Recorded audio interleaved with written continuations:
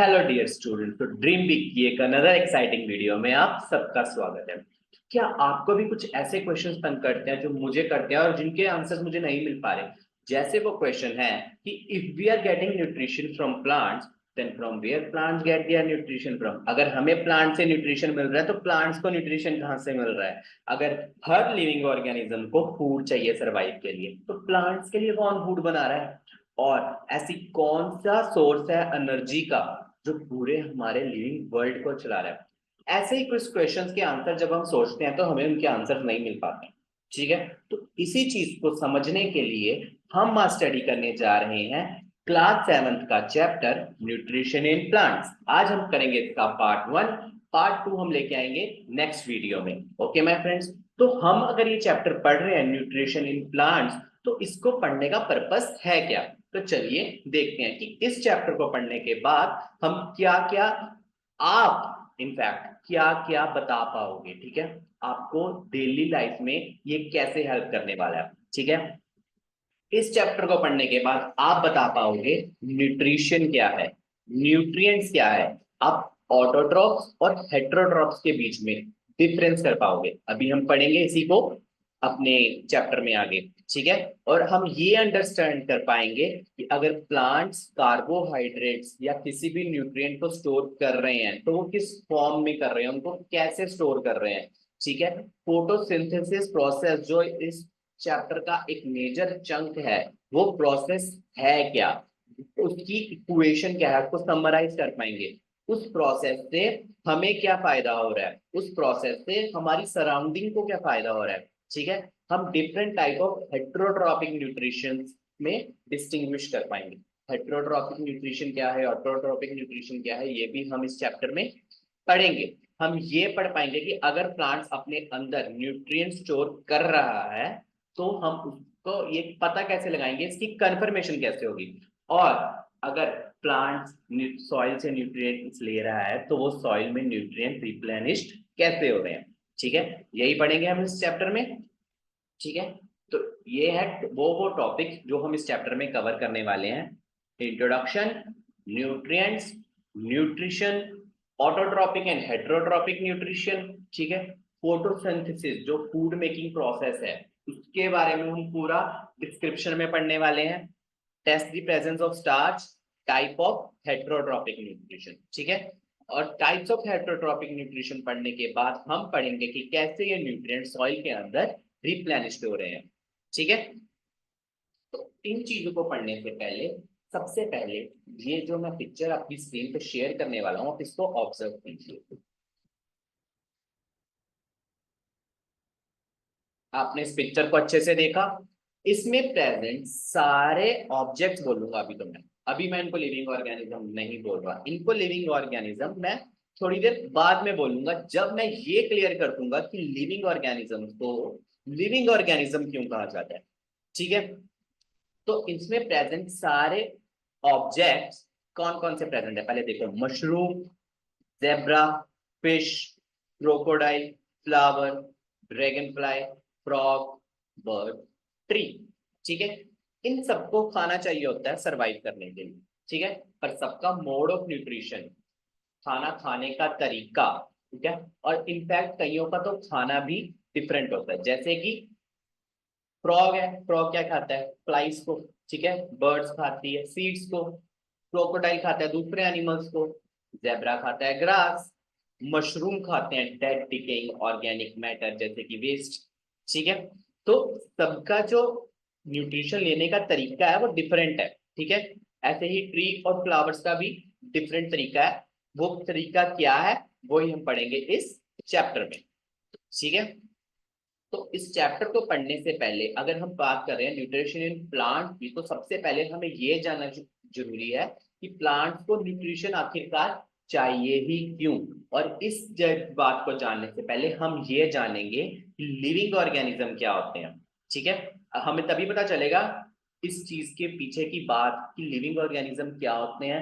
Living organism अगर होते हैं उनको फूड चाहिए होता है तो फूड कैसे बनता है, तो यही सारी कहानी इस चैप्टर में है। ठीक है, तो सबसे पहले हम देखेंगे कि लिविंग ऑर्गेनिज्म को हम लिविंग ऑर्गेनिज्म कब कह सकते हैं, कौन कौन से ऐसे पैरामीटर्स हैं जिनके बिहाफ पे हम लिविंग ऑर्गेनिजम्स को लिविंग ऑर्गेनिज्म कह सकते हैं। ठीक है, तो हमारे पास सबसे पहला पैरामीटर है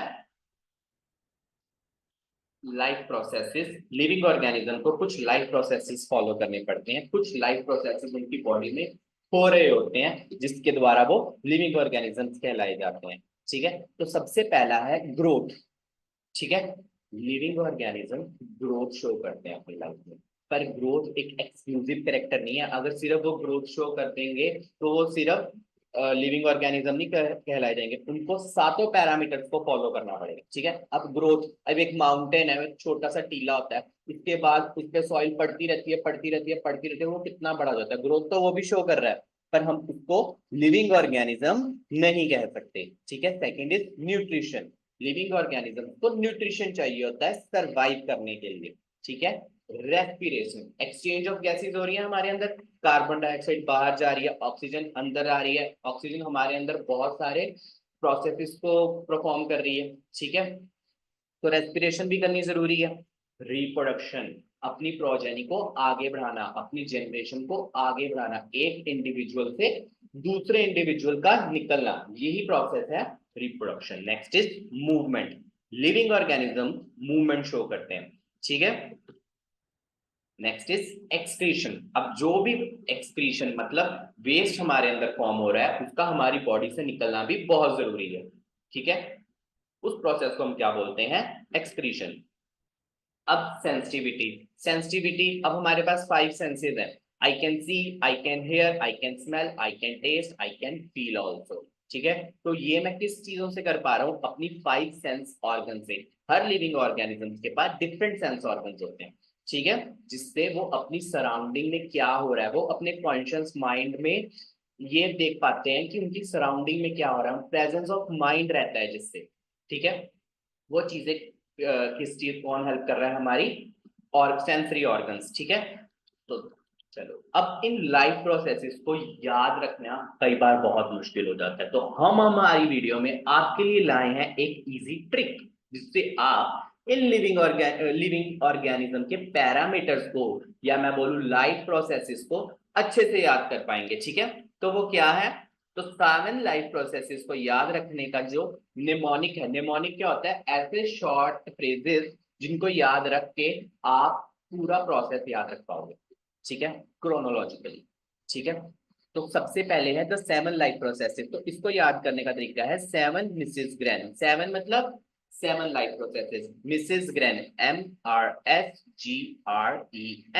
M फॉर मूवमेंट, मतलब अपनी पोजीशन चेंज करना। R for respiration, exchange of gases and generating energy. S for sensitivity, कि being aware of the surrounding, अपनी surrounding से aware रहना। G for growth, ठीक है। R for reproduction, creating new individuals. E for excretion, removal of waste products. And N for nutrition, obtaining food to build up body. Nutrition के बारे में ये chapter है, न्यूट्रिशन के बारे में ही हम पढ़ेंगे। ठीक है, तो इन सबको इजीली याद रखने का तरीका क्या है, 7 मिसेस ग्रेन। ठीक है, तो हर एक जो लेटर है वो एक लाइफ प्रोसेस को डिपिक्ट कर रहा है। ठीक है, तो ये याद रखना आपके लिए बहुत इजी होगा, और जब भी आपको एग्जाम में क्वेश्चन आ जाए और आपसे सारे लाइफ प्रोसेसेस पूछे जाएं तो वो आपका चुटकियों का खेल होगा सब कुछ सॉल्व करना। ठीक है, अब ऑर्गेनिजम्स को फूड तो चाहिए होता है। ठीक है, ये तो हमें पता चल गया कि लिविंग ऑर्गेनिज्म को फूड चाहिए होता है जीने के लिए, सरवाइव करने के लिए। ठीक है, पर वो फूड से वो करता क्या है, किन पर्पसेस के लिए फूड चाहिए होता है, तो चलिए देखते हैं। उनको चाहिए होता है फूड एनर्जी ऑब्टेन करने के लिए। ठीक है, अब हमें कुछ भी करना है, मूवमेंट भी करनी है, बोल भी रहा हूं मैं, ये स्क्रीन की तरफ देख भी रहा हूं, इसके लिए भी मुझे एनर्जी चाहिए, और वो एनर्जी कहाँ से आई, फूड से। ठीक है, सेकेंड इज फॉर ग्रोथ, अगर मैं बढ़ रहा हूँ, कोई बच्चा छोटे से बड़ा हो जाता है, हम बोलते हैं उसको अच्छे से खिलाओ। क्यों खिलाते हैं उसको अच्छे से, ताकि वो अच्छे से बढ़ सके, उसकी ग्रोथ। ग्रोथ सिर्फ फिजिकली नहीं, मेंटली भी। ठीक है, मेंटल और फिजिकल दोनों ग्रोथ के लिए फूड बहुत ज्यादा इंपॉर्टेंट है। Third is for repair of damage body parts, हमारी बॉडी में अगर कुछ भी डैमेज होता है, कभी दांत टूट जाता है, कभी बोन ब्रेक हो जाती है ना, इन सबको रिपेयर करने के लिए भी फूड की जरूरत पड़ती है। And fourth is carried out life processes, जो लाइफ प्रोसेसेस अभी हमने पढ़े उन सबको कैरी आउट करने के लिए भी हमें एनर्जी चाहिए, उन सबको कैरी आउट करने के लिए भी हमें न्यूट्रिशन चाहिए। तो वो कहाँ से आएगी? वो भी फूड से ही आएगी। तो फूड के कंपोनेंट्स क्या हैं? अगर हम फूड कंज्यूम कर रहे हैं तो उस फूड के कंपोनेंट्स क्या है? तो चलिए देखते हैं। सबसे बड़ा कंपोनेंट है कार्बोहाइड्रेट। कार्बोहाइड्रेट क्या करता है? ये हमारी बॉडी में एनर्जी प्रोवाइड करने में हेल्प करता है, ठीक है।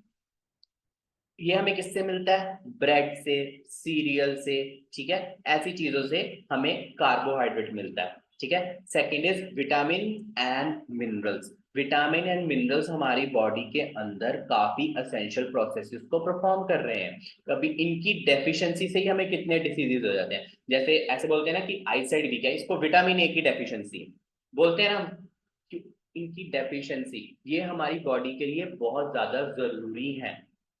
आयरन की कमी से आजकल थायराइड कितनी प्रॉब्लम्स हो रही है, ठीक है, गोइटर हो रहा है, ठीक है। तो वो इन विटामिन और मिनरल्स की कमी के कारण ही हमारी बॉडी में डिसीजेस पैदा हो जाती हैं, ठीक है। उसके बाद आ गया प्रोटीन। प्रोटीन क्या करता है? ये हमारी बॉडी में कोई भी डैमेज चीजों को रिपेयर करने में हेल्प करता है और ये हमारी मसल स्ट्रेंथ को भी बढ़ाता है, ठीक है। तो प्रोटीन हमें किन चीजों से मिलता है? Chicken, fish, liver, egg, milk and milk product से, ठीक है। इसीलिए मिल्क और मिल्क के प्रोडक्ट्स बहुत जरूरी होते हैं प्रोटीन की रिक्वायरमेंट के लिए, ठीक है। And the last is fats. Fats क्या करते हैं? अब कार्बोहाइड्रेट भी हमें एनर्जी देते हैं और फैट्स भी हमें एनर्जी देते हैं, but as compare to carbohydrate हमें फैट्स बहुत कम मात्रा में चाहिए होते हैं एज कंपेयर टू कार्बोहाइड्रेट। अगर हमारी मम्मी एक हमें चपाती दे रही है और उसके ऊपर 1 चम्मच घी लगा रही है सिर्फ, तो वो एक चपाती और वो 1 चम्मच घी में दोनों में सेम अमाउंट ऑफ एनर्जी होगी। यस माय फ्रेंड्स, दोनों में सेम कैलोरीज होंगी। इसीलिए फैट्स हमें जल्दी एनर्जी दे देता है, बट इसको ज्यादा कंज्यूम करना भी हमारी बॉडी के लिए हार्मफुल हो जाता है, क्योंकि ये कोलेस्ट्रॉल जैसी बीमारियां हमारी बॉडी के अंदर पैदा कर देता है। इसीलिए balance of components of food बहुत जरूरी है, ठीक है। Next is nutrients. न्यूट्रिएंट्स क्या है? हम इतनी बात कर रहे हैं न्यूट्रिएंट्स की, तो ये न्यूट्रिएंट्स है क्या? ठीक है, तो ये न्यूट्रिएंट्स है carbohydrate, protein, fat, vitamin and minerals. ये सब है कंपोनेंट फूड के। ये कंपोनेंट ऑफ फूड हमारी बॉडी के लिए बहुत ज्यादा नेसेसरी है। इन्हीं को हम क्या बोलते हैं? न्यूट्रिएंट्स, ठीक है। तो यही जो हमने पढ़े हैं, carbohydrate, protein, fat, vitamin, mineral और वाटर, ओके। अब हमने न्यूट्रिएंट तो पढ़ लिया, अब न्यूट्रिशन क्या है? न्यूट्रिशन क्या है? Nutrition is the mode of taking food by organism and its utilization by the body, ठीक है। ये मोड ऑफ टेकिंग फूड है, हम फूड को कैसे अपने अंदर ले रहे हैं, कैसे हम फूड को कंज्यूम करके उससे एनर्जी ड्राइव कर रहे हैं, इसी प्रोसेस को हम क्या बोलते हैं? न्यूट्रिशन। और हमारी बॉडी उस न्यूट्रिशन को कैसे यूटिलाइज कर रही है, इसी चीज को हम क्या बोलते हैं? न्यूट्रिशन, ठीक है। अब मोड्स ऑफ न्यूट्रिशन क्या है? कोई निबलिंग करता है, अब आपने देखा रैबिट कैसे खाता है? ऐसे कतर कतर करके, ठीक है। ये कैमिलियन है, कैमिलियन कैसे खाता है? अगर किसी बी को स्वेलो करके अपनी टंग बहुत बड़ी बाहर निकालता है ना। हम ह्यूमंस हैं या ये रूमिनेंट्स हैं, ये कैसे खाते हैं? च्यू करके, ठीक है। अब आपके घर में बिल्ली आती है, आप उसको दूध देते हो तो वो ऐसे अपनी जीभ से दूध को चाटती है, उस चीज को हम बोलते हैं लैपिंग, ठीक है। तो ये डिफरेंट मोड्स है फूड को ऑब्टेन करने के, ठीक है। अब बात आई प्लांट न्यूट्रिशन की। अब बीइंग लिविंग ऑर्गेनिज्म, मैंने बोला था ना अगर हमको भी फूड चाहिए, प्लांट भी लिविंग ऑर्गेनिज्म है, उनको भी फूड चाहिए, तो उनको फूड कहाँ से मिल रहा है? Being living organism, plants needs nutrition too. Living organism होने के नाते प्लांट को भी तो न्यूट्रिशन चाहिए उसकी ग्रोथ के लिए और लाइफ प्रोसेसेस को परफॉर्म करने के लिए। तो वो न्यूट्रिशन कहाँ से आ रहा है, वो अपना फूड कैसे बना रहा है, यही हम पढ़ेंगे इस चैप्टर में, ठीक है। तो अब हम बात करेंगे टाइप्स ऑफ न्यूट्रिशन की, कि न्यूट्रिएंट कौन कौन से टाइप के होते हैं। एक होते हैं ऑटोट्रॉप्स और दूसरे होते हैं हेटेरोट्रॉप्स। ऑटोट्रॉप्स कौन से होते हैं? ऑटो, ऑटो मतलब सेल्फ, ट्रॉप मतलब फूड या फीड। वो ऑर्गेनिज्म जो अपना खाना खुद बनाते हैं उनको हम बोलते हैं ऑटोट्रॉप। और वो ऑर्गेनिज्म जो अपनी फूड की रिक्वायरमेंट के लिए दूसरों पे डिपेंड होते हैं उनको हम बोलते हैं हेटेरोट्रॉफ्स। ठीक है, तो ये ऑटोट्रॉफ्स क्या करते हैं, ये सिंपल इनऑर्गेनिक सब्सटेंसेस को लेकर लाइट एनर्जी या फिर केमिकल एनर्जी को यूज करके फूड की सिंथेसाइज करते हैं। ठीक है, ये इनके एग्जाम्पल क्या है, प्लांट्स। जी माय फ्रेंड्स, इनके एग्जाम्पल है प्लांट्स। प्लांट्स किस प्रोसेस से फूड बना रहे हैं, ऑटोट्रॉपिक प्रोसेस से। ठीक है, सेकेंड इज हेटेरोट्रॉफ्स। हेटेरोट्रॉफ्स क्या कर रहे हैं, ये अपना फूड इंटेक कर रहे हैं और ऑर्गेनिक सब्सटेंस की डाइजेशन कर रहे हैं। ठीक है, और ये खुद पे नहीं बल्कि दूसरे लिविंग ऑर्गेनिज्म पे डिपेंड होते हैं अपनी फूड की रिक्वायरमेंट के लिए। ओके, अब प्लांट्स फूड तो बना रहे हैं, ऑटोट्रॉपिक है वो, तो वो अपना फूड कैसे बना रहे हैं, through the process of photosynthesis. Okay, तो फोटोसिंथेसिस प्रोसेस क्या है देख लेते हैं एक बार।